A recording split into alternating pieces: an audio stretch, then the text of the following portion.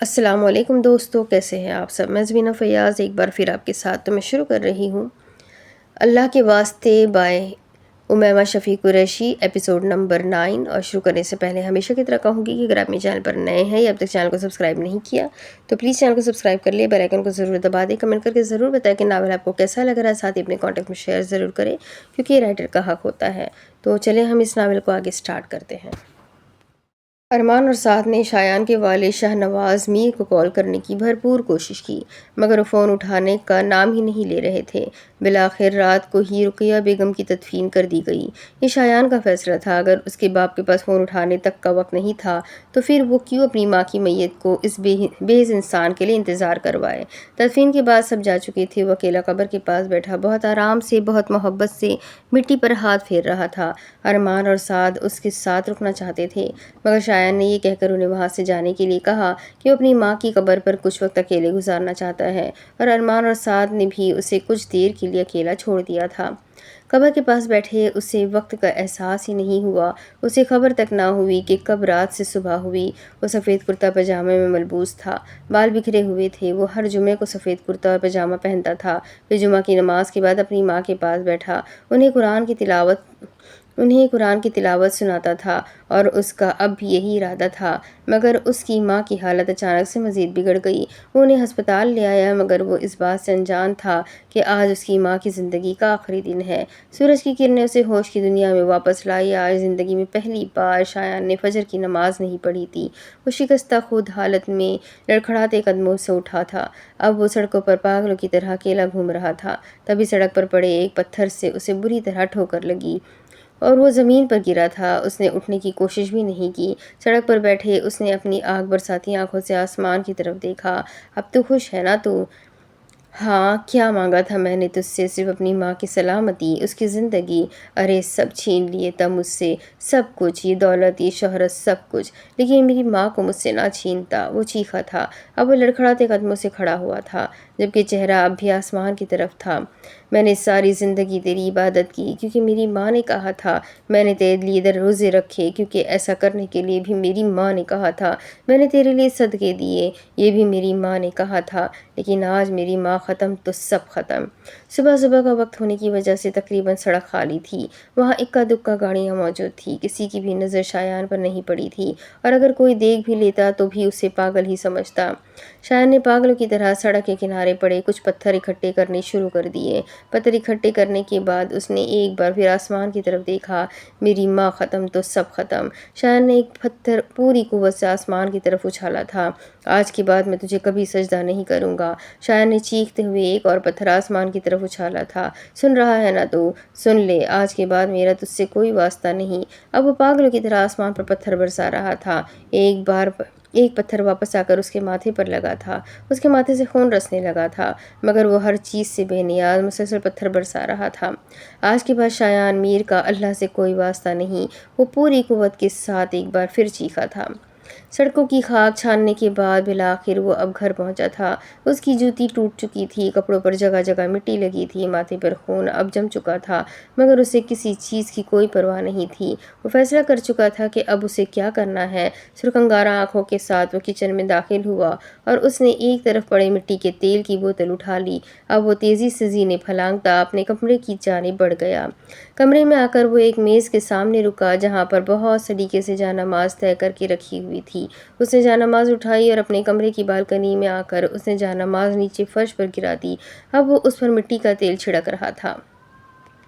تیل چھڑکنے کے بعد وہ واپس کمرے میں گیا اور ایک دراز سے لائٹر نکالا۔ بالکنی میں آ کر اس نے جائے نماز کو آگ لگا دی۔ شایان نے اللہ سے ضد باندھ لی تھی مگر وہ اس بات سے انجان تھا کہ اللہ کا کوڑا بہت سخت ہے۔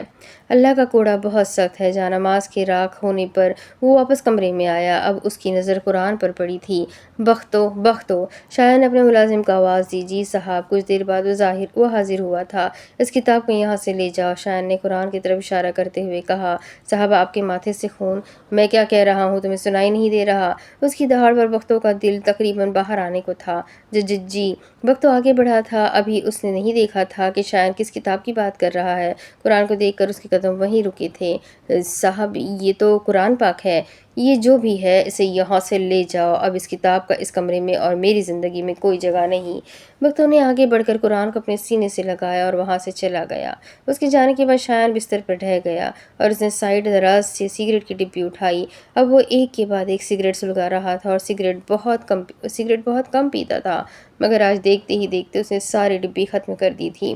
ایک رات نے دو لوگوں کی زندگیاں تبدیل کر دی، ایک نے خدا کو پا لیا تھا اور ایک نے خدا کو کھو دیا تھا۔ 3 سال بعد دل دروازہ کھولو۔ وہ جو زار و قطار رو رہی تھی انابیہ کی آواز پر ہوش کی دنیا میں واپس آئی اور اس نے فوراً سے اٹھ کر دروازہ کھول دیا۔ دل انابیہ کو ایسے روتے دیکھ کر اسے بہت دکھ ہوا۔ انادل نے آگے بڑھ کر اسے گلے لگایا۔ اپیا میں نے کچھ نہیں کیا۔ وہ اپنی بڑی بہن کے گلے لگے، اسے یقین دلانے لگی۔ ہاں میری جان، مجھے پتا ہے تم نے کچھ نہیں کیا۔ خود سے الگ کرتے ہوئے انابیہ نے اسے بستر پر بٹھایا اور پاس پڑے ہوئے جگ سے پانی گلاس میں نکال کر اس کے لبوں سے لگایا۔ لو پی لو، شاباش۔ انادل نے گھوٹ گھوٹ پانی اپنے حلق سے اتارا۔ بھول جاؤ سب کچھ دل، وہ محض ایک حادثہ تھا۔ انابیہ نے پیار سے اس کے بالوں میں انگلیاں پھیری۔ اپیا کیسے بھول جاؤ، میں جب بھی بھولنے کی کوشش کرتی ہوں چچی جان وہ ایک بار پھر روتی تھی۔ قصور ان کا بھی نہیں ہے، وہ معیز اور ذیشان کی وجہ سے پریشان ہے۔ انہیں لگتا ہے کہ وہ تمہارے پردے کی وجہ سے اس گھر میں نہیں آتے۔ اپیا آپ جانتی ہے کہ ایسا کچھ نہیں ہے، میں نے کسی کو نہیں کہا کہ وہ اس گھر میں نہ آئے۔ میں جانتی ہوں، مگر چچی جان کو یہ بات سمجھانا مشکل ہے، اس لیے بہتر یہی ہے کہ تم ہی اپنی ضد چھوڑ دو۔ کیسی ضد؟ انادل نے نظر اٹھا کر انابیہ کی طرف دیکھا۔ یہی سب کچھ جو تم کر رہی ہو، اسے سب بھول کر پہلے کی طرح ہو جاؤ۔ کتنا خوش رہتے تھے نا ہم سب ایک ساتھ، مگر تم نے اب خود کو کمرے تک ہی محدود کر لیا ہے۔ انابیہ نے بہت پیار سے اسے سمجھایا۔ چھوڑ دو یہ سب کچھ، انابیہ نے التجائی لہجے میں کہا۔ وہ بھی اس روز کی بدمزگی سے تھک چکی تھی۔ کیا چھوڑ دوں اپیا؟ ہاں کیا چھوڑ دوں؟ پردہ کرنا چھوڑ دوں؟ اللہ کی آیات کا انکار کر دوں یا پھر اس کے احکامات نہ مانوں؟ آپ ہی بتائیں کیا چھوڑ دوں؟ وہ ایک دم سے اٹھ کھڑی ہوئی تھی۔ میں نے یہ کب کہا تم کرو پردہ، مگر گھر پر یہ سب کرنا ضروری ہے کیا؟ میں تو بس یہ چاہتی ہوں کہ جیسے پہلے ہم سب مل کر خوشی سے رہتے تھے، بس اب بھی ویسے ہی رہے۔ تمہیں یاد ہے معیز کے ساتھ تمہاری نوک جھوک، ذیشان کے ساتھ تمہاری دوستی، وہ سب تو جیسے کہیں کھو ہی گیا ہے۔ انابیہ بھی اٹھ کھڑی ہوئی تھی۔ اس سب سے میرے پردے کا کیا تعلق؟ انادل نے بے بسی سے کہا۔ چھوڑ دو دل، پلیز چھوڑ دو، ورنہ یہ سب ایسا ہی چلتا رہے گا، چچی جان تمہیں ایسے ہی سناتی رہیں گی۔ انابیہ نے ایک بار پھر التجا کی تھی۔ میں سن لوں گی اپیا، سب برداشت کر لوں گی، مگر آپ بھی میری ایک بات سن لیں، میرا پردہ میری قبر تک جائے گا، میں اسے ہرگز نہیں اتاروں گی۔ انادل کا فیصلہ اٹل تھا۔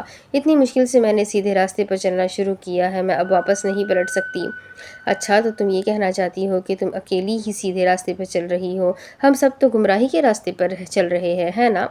انابیہ کو ایک دم ہی غصہ آیا تھا۔ اپیا میرا وہ مطلب نہیں، بس ٹھیک ہے دل، رہنے دو۔ انابیہ نے بیچ میں ہی اس کی بات کاٹ دی تھی اور تیزی سے کمرے کے باہر چلی گئی، اور انادل بس افسوس سے اسے جاتا ہوا دیکھتی رہی۔ وہ چاہ کر بھی اپنی بہن کو سمجھا نہیں سکی تھی۔ انادل راتوں کو کتابوں میں اپنا سر دیے بیٹھی تھی، تبھی اس کا فون بجا۔ اس نے بغیر دیکھے ہی فون اٹھا لیا، یہ اس کی عادت تھی، وہ بغیر دیکھے ہی فون اٹھا لیا کرتی تھی۔ ہیلو کون؟ انادل نے فون اٹھاتے ہی پوچھا، جبکہ دھیان ابھی بھی کتاب پر ہی تھا۔ میں، ایک لفظی جواب آیا۔ کون میں؟ بہت ذہین ہونے کے باوجود بھی وہ آوازوں کو پہچاننے کی مہارت نہیں رکھتی تھی۔ آپ کا عاشق؟ انادل نے فون کان سے ہٹا کر نمبر دیکھا۔ معیز کا نمبر دیکھ کر اس کا موڈ خراب ہو چکا تھا۔ آخر اس قسم کی گفتگو اس شخص کے علاوہ اور کون کر سکتا تھا؟ سوری، میں اس نام کے کسی شخص کو نہیں جانتی، خدا حافظ۔ انادل نے کھٹاک سے فون بند کر دیا، جبکہ دوسری طرف معیز بس ہیلو ہیلو ہی کرتا رہ گیا۔ اب وہ مسلسل انادل کو کال کر رہا تھا، مگر فون اٹھانے کا نام ہی نہیں لے رہی تھی۔ بالآخر 5ویں بیل پر انادل نے فون اٹھا ہی لیا۔ کیا مصیبت ہے؟ اب اگر کوئی فون نہیں اٹھا رہا تو اس کا مطلب یہی ہوا نا کہ وہ مصروف ہے۔ انادل کو اچھی خاصی تب چڑھی تھی۔ وہ ایک انگلش ناول پڑھ رہی تھی اور معیز کی کال سے وہ اچھا خاصا بدمزہ ہوئی تھی۔ تمہاری ساری مصروفیات کا اچھے سے پتہ ہے مجھے، کسی فضول سی کتاب میں سر دیے بیٹھی ہوگی۔ معیز بھی اس کی رگ سے واقف تھا۔ فون کیوں کیا ہے؟ انادل سخت بیزار ہوئی، یہ بتانے کے لیے کہ میں کل آ رہا ہوں۔ کیا؟ وہ چیخی تھی۔ اس فضول بات کے لیے تم نے مجھے فون کیا ہے؟ تمہیں پتہ بھی ہے کہ میں کتنی اہم کہانی پڑھ رہی تھی، سارے موڈ کا بیڑا غرق کر دیا۔ ابھی اگر وہ سامنے ہوتا تو انادل اس کا सर ही तोड़ देती। अच्छा छोड़ो ये सब, मुझे तुम्हें एक अहम बात बतानी थी, अगर इजाज़त हो तो मैं अर्ज़ करूँ? मईज़ ने शौक लहजे में कहा। बोलो। अनादिल ने उसे इजाज़त देकर गोया उस पर एहसान किया था। कल मैं बाबा से हमारे रिश्ते की बात करूँगा, और अगर वो तुमसे पूछे तो तुम हाँ कहोगी। किस खुशी में? अनादिल को उसका तहकुमाना अंदाज़ बिल्कुल पसंद ना आया। क्योंकि अब मैं तुम्हारे बगैर नहीं रह सकता, और मैं जानता हूँ तुम भी मेरे बगैर नहीं रह सकती। इस सब से क्या फ़र्क पड़ता है? चची जान कभी नहीं मानेंगी, अनादिल ने अफसरदगी से कहा। वो मेरा मसला है, मैं उन्हें मना लूँगा, बस तुम हाँ ही कहना। मईज़ ने एक उम्मीद से कहा। अगर चची जान मान भी जाए तब भी तुम मेरी शर्त जानते हो। अनादिल ने मईज़ को अपनी शर्त याद दिलाई। मुझे सब याद है, मैं तुम्हारे लिए कुछ भी कर सकता हूँ, दिल वादा करता हूँ, तुम्हारे लिए खुद को बदल लूँगा। तुम्हें पता है अब तो मैं नमाज़ पढ़ना भी शुरू कर दी है। वाकई? अनादिल को बहुत खुशी हुई थी। हाँ बिल्कुल, हम दोनों मिलकर एक अच्छी और इस्लामी ज़िंदगी गुजारेंगे। थोड़ी देर बातचीत के बाद मईज़ ने फ़ोन रख दिया, जबकि अनादिल आज बहुत खुश थी। उसने जब से इस्लाम की तरफ अपने कदम बढ़ाए थे, तब से उसकी यही ख्वाहिश थी कि उसका हमसफ़र भी कोई ऐसा शख्स ही हो, और मईज़ ने आज उसकी ख्वाहिश पूरी कर दी थी। अनादिल अभी भी तैयार होकर कमरे से बाहर निकली थी, तभी उसकी नज़र बाहर लाउंज में सर झुकाए खड़े मईज़ पर पड़ी। नाश्ते के बाद सब लोग लाउंज में मौजूद थे, और मईज़ अभी अभी घर आया था, और बदकिस्मती से वो अशफाक साहब के हाथ चढ़ गया। अब वो अच्छी तरह से उसकी तबीयत साफ़ कर रहे थे। क्या ज़रूरत थी आज भी घर आने की? हाँ, यकीनन पैसे ख़त्म हो गए होंगे, तभी साहबज़ादे घर तशरीफ़ लाए हैं। मईज़ सर झुकाए शहद के घूंट की तरह उस बेइज्जती को अपने अंदर उतार रहा था, जबकि मुसर्रत बेगम के अलावा घर के तमाम अफराद ही उसकी बेइज्जती से महफूज हो रहे थे। अच्छा बस भी कर दें, मेरा बेटा इतने दिनों बाद घर आया है और आप उसे बातें सुना रहे हैं। मुसर्रत बेगम ने आगे बढ़कर मईज़ को खुद से लगाया था, और वो भी किसी छोटे बच्चे की तरह अपनी माँ के आंचल में छुप गया था। हाँ तो कौन सा मार कर आया है ये निकम्मा कहीं का? अशफाक साहब आज उसे बख्शने के मूड में नहीं थे। अरे देखो ज़िशान से कुछ सीखो, कैसे सारा बिजनेस संभाला हुआ है इसने। अशफाक साहब ने सोफे पर बैठे हुए ज़िशान की तरफ इशारा किया, जिस पर उसने आंखों में मईज़ को चिढ़ाया, और मईज़ ने भी उसे घूरी से नवाजा था। मेरे ज़िशान की फरमाबरदारी की तो मिसाल ही नहीं है। मुझे आज भी अच्छे से याद है कैसे मेरे सिर्फ एक बार कहने पर उसने शादी के लिए हामी भरी थी। अशफाक साहब के लहजे में फ़ख्र था, जबकि उनकी बात पर मईज़, अनाया और अनादिल बुरी तरह खांसे थे, और मुसर्रत बेगम भी मुस्कुरा दी थी। वो भी अपने बेटे की फरमाबरदारी से अच्छी तरह वाकिफ़ थी। तुम लोगों को क्या हुआ? उन तीनों को इस तरह खांसता देख अशफाक साहब परेशान हो गए। गले में कुछ अटक गया था। अनाया ने फ़ौरन आगे बढ़कर पानी का गिलास लबों से लगाया। हाँ मेरे भी। मईज़ भी फ़ौरन बोल उठा, और अनाबिया शर्माती हुई वहाँ से चली गई। अब अशफाक साहब ने बुरके में मलबूस अनादिल की तरफ देखा। वो हाँ, मौसम ख़राब हो रहा है ना, इसलिए। अनादिल ने फ़ौरन बहाना बनाया। एनी चलें? अनादिल के कहने पर वो फ़ौरन से उसके पीछे चल दी।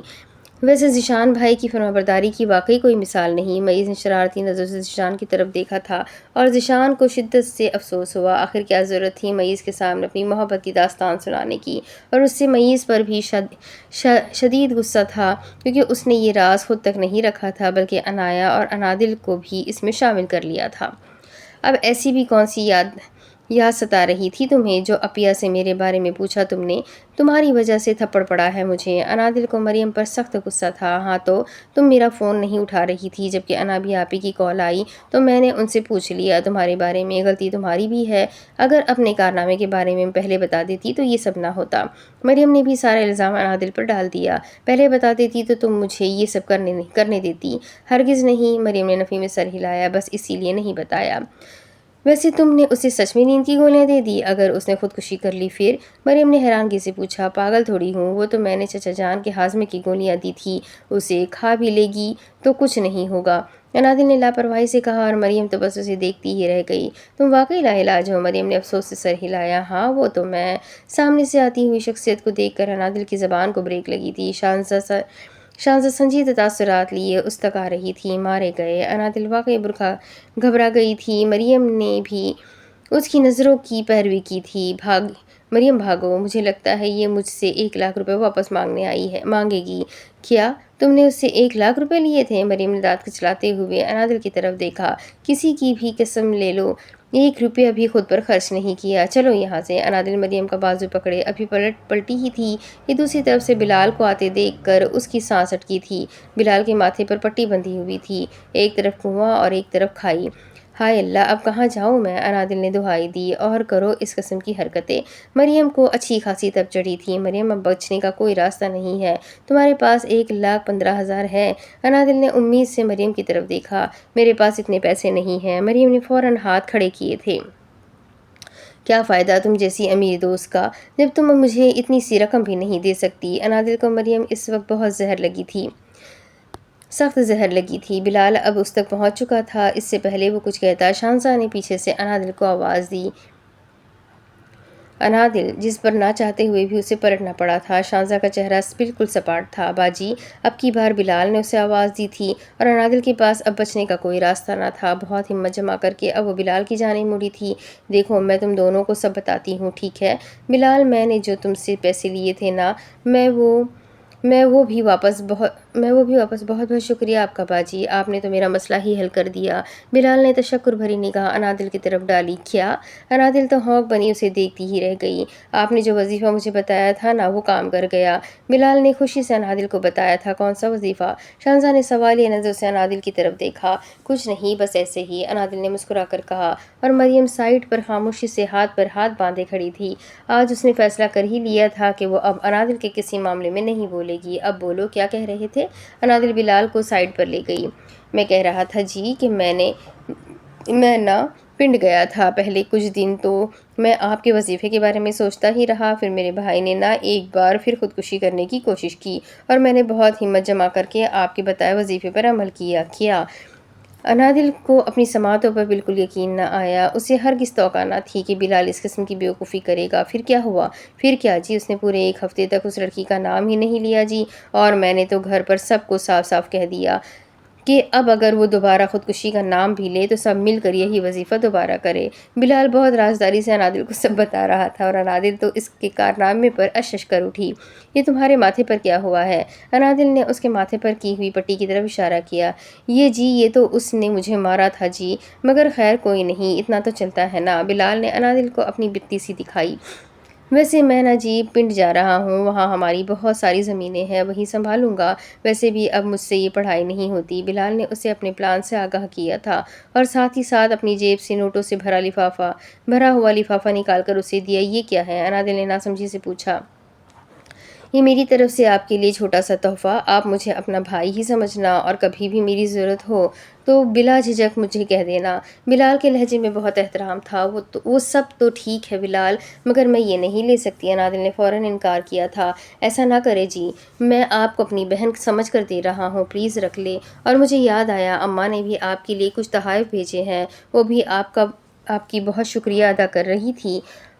اور آپ کو مزے کی بات بتاؤں، جب سے میں نے اپنے بھائی کو کہا ہے نا کہ اگر اس نے دوبارہ خودکشی کا نام بھی لیا تو میں دوبارہ اس کا ہاتھ کڑھائی میں ڈال دوں گا، اس نے تو جی توبہ کر لی ہے۔ انادل کا سر چکرانے لگا تھا۔ اس نے تو محض ایک شرارت کی تھی اور اس پاگل نے سچ میں عمل کر دیا تھا۔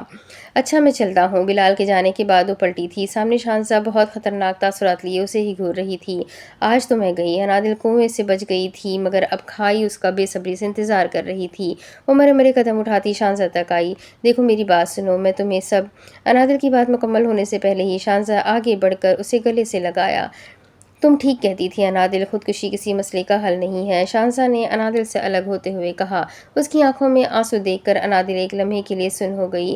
میں خودکشی نہیں کروں گی، اب میں اسے جی کر دکھاؤں گی، شاہنشاہ نے ایک عزم سے کہا اور ساتھ ہی ساتھ اپنے بیگ سے دوائی کی شیشی نکال کر انادل کو تھما دی۔ مجھے اب اس کی ضرورت نہیں ہے، میں اپنی زندگی ایک شخص کے لیے ختم نہیں کروں گی۔ انادل تو ہکا بکا اسے دیکھتی ہی رہ گئی۔ یہ سب اس کی توقعات سے بالکل برعکس تھا۔ Thank you once again. شاہنشاہ نے آگے بڑھ کر پھر اسے گلے لگایا۔ اب وہ ٹشو سے اپنے آنسو صاف کرتی آگے بڑھ گئی۔ اس کے جانے کے بعد مریم نے اپنے دونوں ہاتھوں سے تالیاں بجا کر انادل کو داد پیش کی تھی۔ واؤ، کیا بات ہے انادل صاحبہ، آپ تو چھا گئی ہے نا؟ مجھے تو یہ خود یقین نہیں آ رہا، کتنی عقلمند ہوں نا میں۔ انادل نے اپنا کندھا تھپتھپایا تھا۔ وہ واقعی بہت خوش تھی۔ ایک تو اسے پیسے بھی واپس نہیں کرنے پڑے تھے، اور تو اور بلال بھی اسے اچھے خاصے پیسے دے کر گیا تھا۔ ارمان شایان سے ملنے اس کے گھر گیا تھا، مگر اس کے آنے میں ابھی کچھ وقت تھا، لہٰذا وہ گاڑی میں پڑی ہوئی کتاب لے کر لاؤنج میں بیٹھا اپنے کل کے لیکچر کی تیاری کرنے لگا۔ ابھی وہ لیکچر تیار کر ہی رہا تھا کہ اس کا فون بجا۔ اپنے بڑے بھائی کی کال دیکھ کر اس نے فوراً فون اٹھایا۔ آیا۔ اب وہ کتاب وہیں چھوڑے باہر لان کی جانب بڑھ گیا۔ تقریباً 15 منٹ کی بات چیت کے بعد اس نے فون واپس جیب میں رکھ دیا۔ ابھی وہ پلٹا ہی تھا کہ اس کی نظر سامنے پورچ میں کھڑی شایان کی گاڑی پر پڑی۔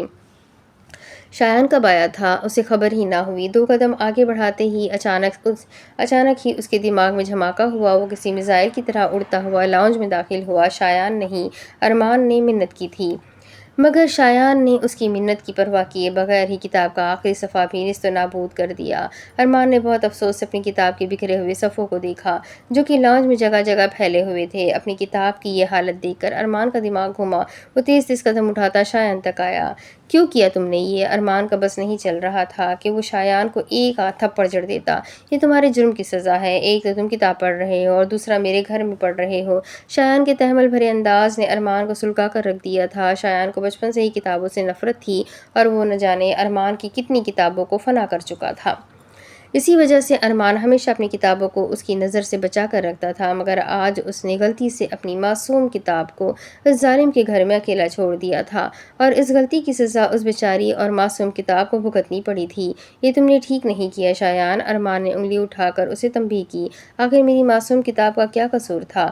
قصور کتاب کا نہیں تمہارا تھا، اور ویسے بھی میرے نزدیک کتاب پڑھنا ایک ناقابل معافی جرم ہے جس کی سزا کم از کم سزائے موت ہونی چاہیے۔ شایان نے اسے اپنی رائے سے آگاہ کیا جس پر ارمان کا دل جل کر کوئلہ ہو چکا تھا۔ انابیہ اپنے کمرے میں آرام کر رہی تھی، تبھی انادل اس کے کمرے میں داخل ہوئی۔ میں اندر آ جاؤں؟ انادل نے دروازہ نوک کرتے ہوئے پوچھا۔ ہاں آ جاؤ، انابیہ نے خوش دلی سے اسے اجازت دی تھی۔ میں اپیا، آئی ایم سوری، مجھے جھوٹ بول کر NGO نہیں جانا چاہیے تھا۔ انادل نے سر جھکائے شرمندگی سے کہا۔ کوئی بات نہیں۔ انابیہ نے آگے بڑھ کر پیار سے اس کا گال تھپتھپایا۔ آئندہ ایسا مت کرنا۔ انابیہ دل کی بہت نرم تھی، وہ زیادہ دیر تک کسی سے ناراض نہیں رہ سکتی تھی۔ میں آج یہیں سو جاؤں؟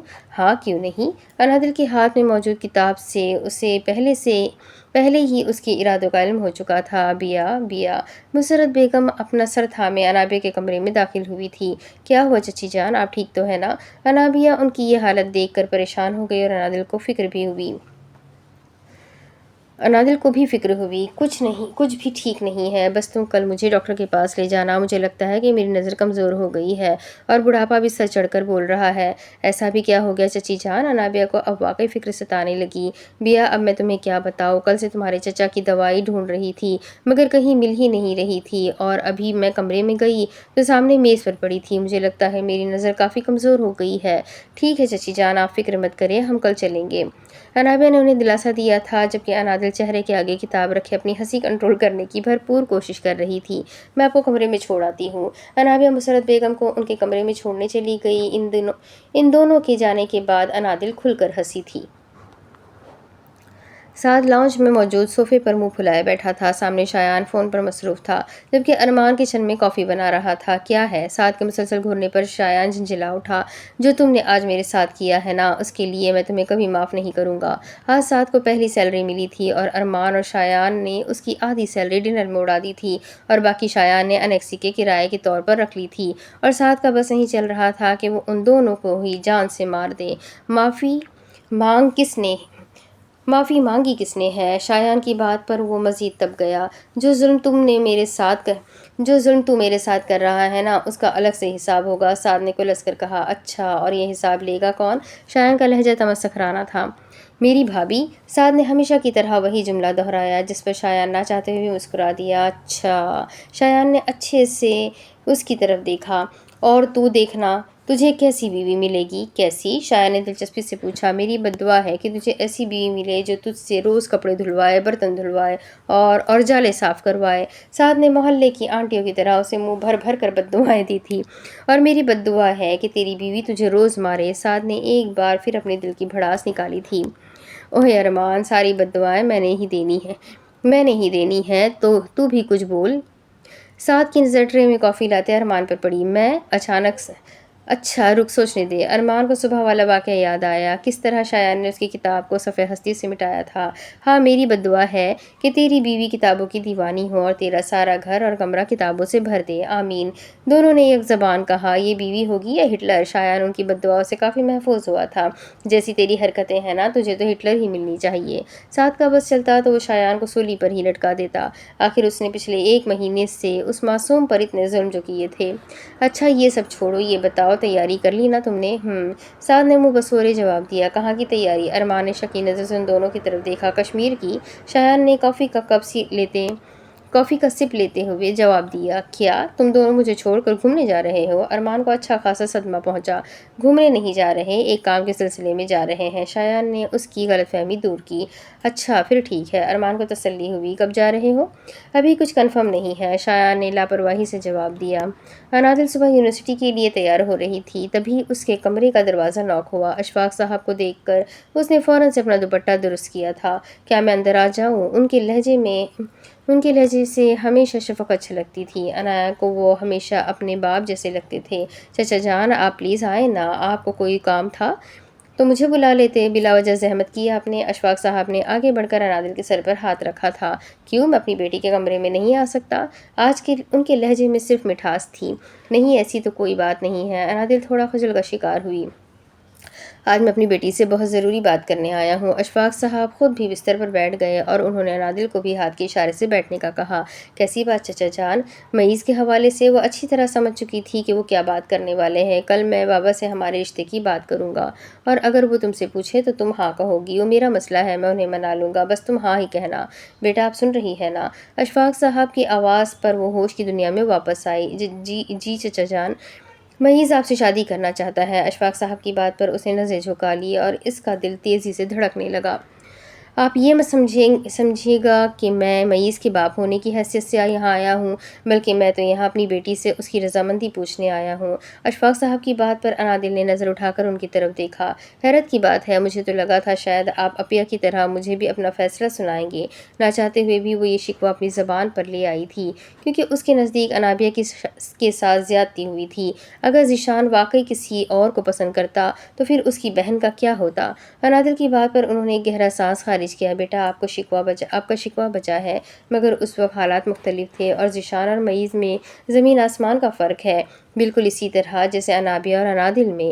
ان کی شرارت سے کہے گئے آخری جملے پر مسکرا دی تھی۔ اگر آپ کو سوچنے کے لیے وقت چاہیے تو مجھے وقت نہیں چاہیے چچا جان، میں فیصلہ کر چکی ہوں۔ انادل کی آنکھ سے ایک آنسو گرا تھا، وہ اچھے سے جانتی تھی کہ اس کا یہ فیصلہ گھر میں ایک کوہرام برپا کر دے گا۔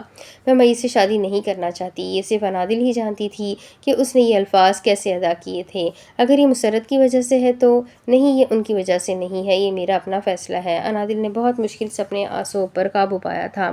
وہ اشفاق صاحب کے سامنے رونا نہیں چاہتی تھی، کیونکہ اگر وہ ان کے سامنے روتی تو وہ یقیناً اس کی وجہ پوچھتے اور وہ وجہ نہیں بتا سکتی تھی۔ اچھا اگر اس کی وجہ معیز کا لاؤبالی پن ہے تو آپ بے فکر رہو، جب تک وہ بزنس سنبھالنے کے قابل نہیں ہو جاتا میں یہ شادی نہیں کرواؤں گا۔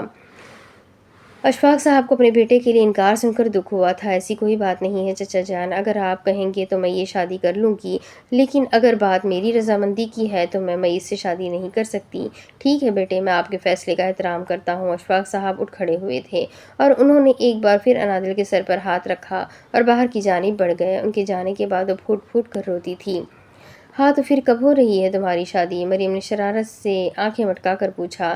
ویسے یار کتنا مزہ آئے گا نا تمہاری اور معیز کی شادی پر، میں نے تو تھیم بھی سوچ لی ہے۔ اف دل، کب سے میں ہی پاگلوں کی طرح بولے جا رہی ہوں، تم بھی تو کچھ بولو۔ وہ لوگ کیفیٹیریا میں بیٹھے تھے۔ مریم انادل کے رشتے کو لے کر بہت ایکسائٹڈ تھی، مگر انادل کی دیر پا خاموشی اب اسے پریشانی میں مبتلا کر گئی تھی۔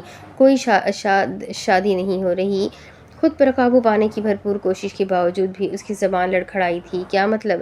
مطلب یہ کہ میں انکار کر چکی ہوں۔ انادل کی آنکھوں سے لڑیوں کی صورت میں آنسو بہنا شروع ہو گئے۔ انکار کے فوراً بعد وہ یونیورسٹی آ گئی تھی اور عنایا بھی آج یونیورسٹی نہیں آئی تھی، لہٰذا فی الحال اسے کسی قسم کے سوالات کا جواب نہیں دینا پڑا تھا، مگر گھر جا کر اسے ضرور سب سوالات کے جواب دینے تھے، مگر اس کے پاس تو کسی سوال کا کوئی جواب تھا ہی نہیں۔ کیا؟ کیوں؟ تم مذاق کر رہی ہو نا؟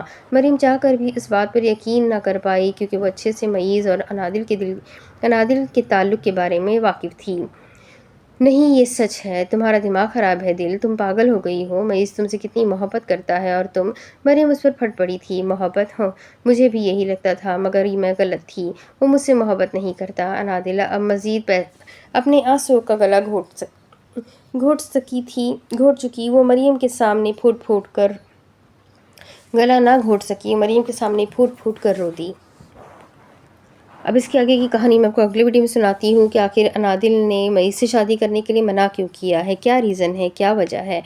تو بس یہ جاننے کے لیے میرے ساتھ بنے رہیں، ویڈیو کو لائک کریں، چینل کو سبسکرائب کریں، بیل آئیکن کو ضرور دبائیں، اپنے کانٹیکٹس میں ناول کو شیئر ضرور کریں کیونکہ رائٹر کا حق ہوتا ہے۔ تو چلے ملتے ہیں اگلی ویڈیو میں، تب تک کے لیے اپنا خوب سارا خیال رکھے، مجھے بھی دعاؤں میں یاد رکھے۔ اللہ حافظ۔